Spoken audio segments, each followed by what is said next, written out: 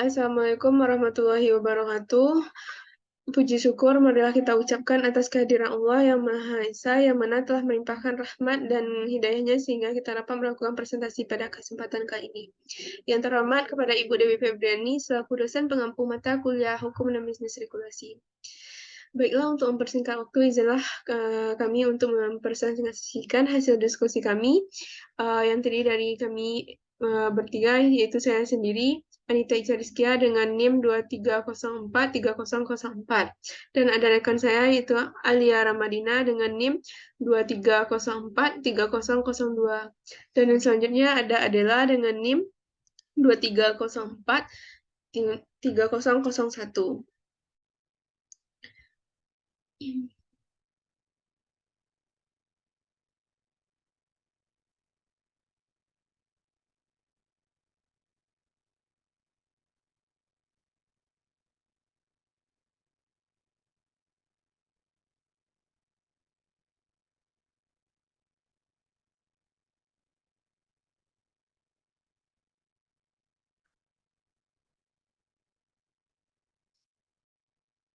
Baiklah, kepada rekan saya Alia Ramadina, disilakan untuk menjelaskan materi yang pertama dan yang kedua.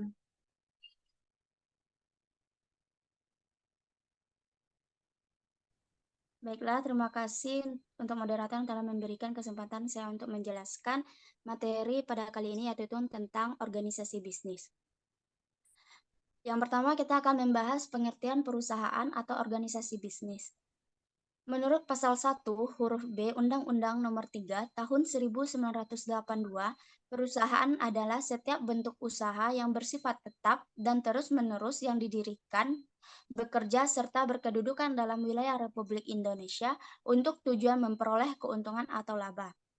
Sedangkan organisasi bisnis adalah organisasi yang melakukan aktivitas ekonomi dan bertujuan untuk menghasilkan keuntungan atau profit, seperti radio, karena tujuan ekonominya adalah menghasilkan keuntungan melalui kegiatan penyampaian informasi dan hiburan kepada masyarakat. Next. Yang kedua, bentuk-bentuk organisasi bisnis terbagi menjadi beberapa, di antaranya yang pertama, perusahaan perseorangan. Perusahaan perseorangan adalah bentuk bisnis yang dimiliki dan dioperasikan oleh satu orang atau hanya satu orang dan mengambil segala keputusan serta bertanggung jawab secara pribadi atas segala hal yang dilakukan oleh perusahaan. Yang kedua, perusahaan persekutuan. Persekutuan atau firma komanditer merupakan bentuk organisasi bisnis di mana dua orang atau lebih bertindak sebagai pemilik dari perusahaan, sehingga tanggung jawab dan hak yang ada akan ditanggung oleh mereka berdua. Yang ketiga, ada perseroan terbatas.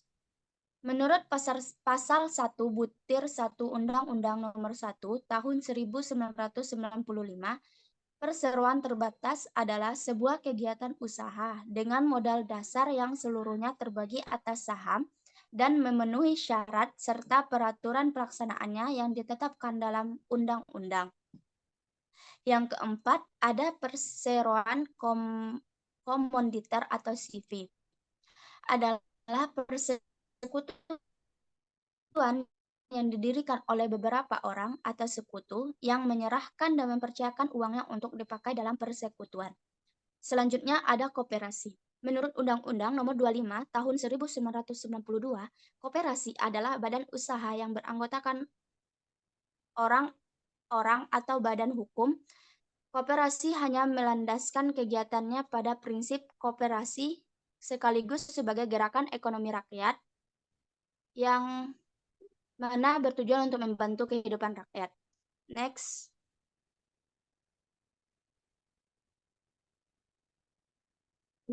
Baiklah, terima kasih kepada presentator yang pertama. Materi yang ketiga, keempat, dan kelima akan dijelaskan oleh Adela. Kepada Adela dipersilahkan.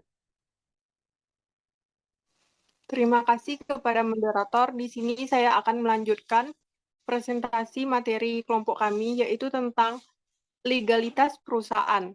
Legalitas dalam perusahaan atau badan usaha merupakan unsur yang sangat penting karena legalitas perusahaan atau badan usaha dalam kegiatan bisnis adalah jati diri yang melegalkan atau menegaskan suatu badan usaha agar nantinya diakui oleh masyarakat. Dengan kata lain, legalitas perusahaan harus sah di dalam undang-undang dan peraturan di mana perusahaan tersebut akan dilindungi dengan berbagai dokumen hingga sah di mata hukum.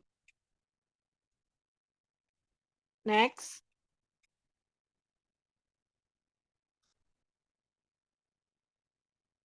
Dengan demikian, bisa dikatakan bahwa legalitas juga harus sah menurut undang-undang dan peraturan di mana perusahaan dilengkapi dengan berbagai dokumen sehingga sah di mata hukum pada pemerintah yang berkuasa pada saat itu. Hal ini bertujuan untuk mendapatkan perlindungan hukum dalam berbisnis, mencegah kerugian dari hal yang tidak diinginkan, meningkatkan nilai perusahaan, dan mencegah kerugian dari hal yang tidak diinginkan. Next.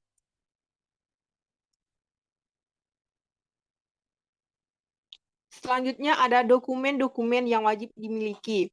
Satu, ada akta pendirian usaha, di mana akta pendirian usaha adalah akta yang dibuat notaris yang berisi tentang identitas dan kesepakatan suatu pihak untuk mendirikan perusahaan dengan anggaran dasarnya dan memberikan penjelasan tentang tujuan dari perusahaan.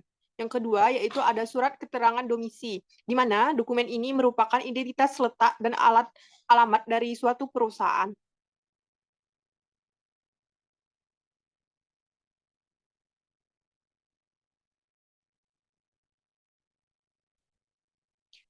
Selanjutnya yaitu ada nomor pokok wajib pajak, karena setiap perusahaan atau badan usaha yang berdiri wajib untuk memiliki NPWP yang terdaftar pada sistem perpajakan Indonesia.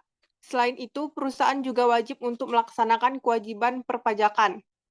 Selanjutnya ada nomor induk berusaha, di mana nomor induk berusaha atau NIB merupakan dokumen legalitas perusahaan yang menyatakan bahwa usaha tersebut sudah melakukan pendaftaran kegiatan usahanya.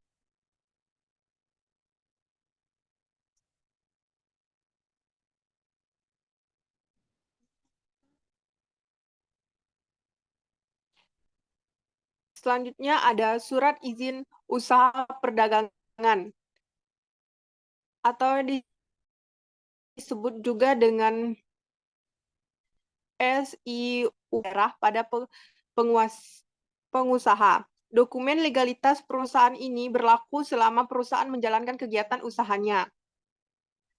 Dan ada juga tanda daftar perusahaan atau TDB. Dokumen penting perusahaan yang satu ini berfungsi sebagai bukti bahwa perusahaan Anda sudah terdaftar secara sah. Namun, kepemilikan surat ini hanya wajib bagi perusahaan yang telah berbadan hukum, misalnya firma, CV, dan PT. Untuk mendapatkannya, perusahaan harus mengajukan dan mendapatkan pengesahan akta perusahaan dari Kementerian Hukum dan Hak Asasi Manusia atau Kemenhukuman.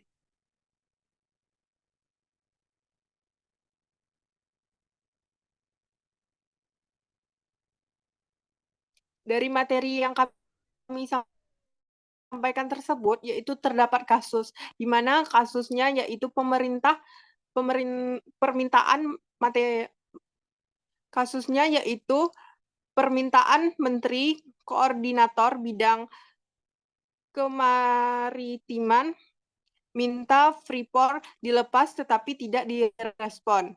Penyebabnya yaitu pihak Freeport tidak melakukan divestasi 30% dan yang bertanggung jawab yaitu pemerintah Indonesia, terutama Menteri Koordinator Kemaritiman Indonesia. Kemudian kasus ini diatasi dengan pemerintah Indonesia harus kompak dan tidak gampang untuk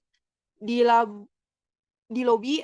Optimis Freeport akan mengelontarkan sahamnya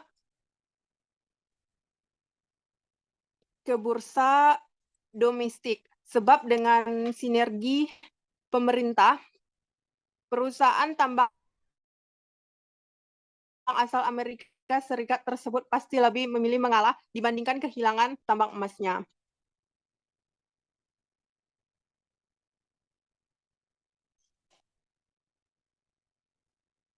Baik, hanya itu presentasi materi dari kelompok kami. Saya serahkan kembali kepada moderator. Baik, terima kasih kepada presentator Alia Ramadina dan Adela. Baiklah, hanya itu hasil diskusi kami. Terlebih dan terkurang kami mohon maaf dan kami sudahi dengan wassalamualaikum warahmatullahi wabarakatuh.